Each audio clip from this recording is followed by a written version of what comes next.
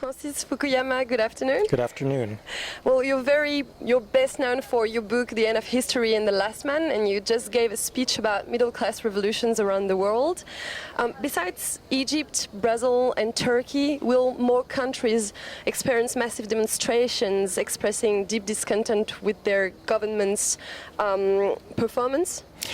I think that this can happen really anywhere. The events in Brazil and Turkey demonstrated that, because 6 months ago nobody had any idea that this kind of anger existed. I think a country like China or Russia, is particularly vulnerable, but even democracies that have regular elections, I think, are subject to the same rising expectations, especially on the part of young people who find their opportunities blocked or their ability to change the system stymied in some way. So yes, I think this is possible anywhere. So even in France? Well, even in France. I think that in France, though, and in other developed countries, there's a bigger problem, which has been the long-term erosion of the old middle class. And this, I think, is really a crisis for politics, because democracy really depends on having a broad middle class that is not polarized between a few rich and a great many poor people. And I think that, unfortunately, a lot of the developed world is beginning to head in that direction.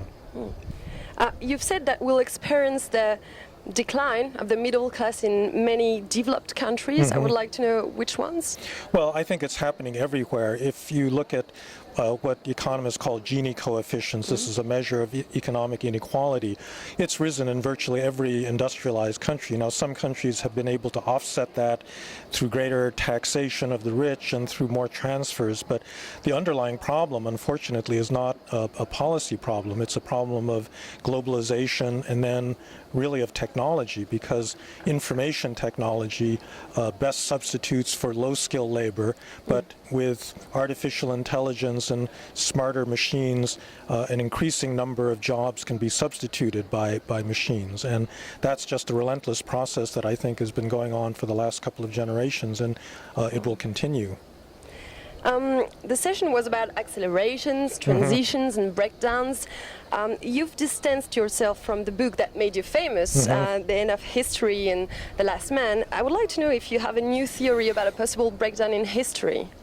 Well, you have to understand that I think the basic thesis is still the same, that I think that it's history, still valid, it's progressive. We have progress, we have modernization, and I think that liberal democracy and a market economy are really the only alternatives if a country wants to be modern. But I think what's clear is that you can also have political decay, that just because you become a democracy once doesn't mean you remain a democracy.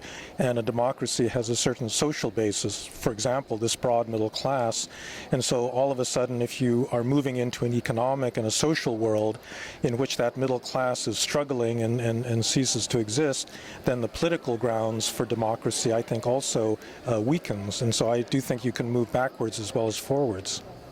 Well, Francis Fukuyama, thank you very much. All right, thank you very much.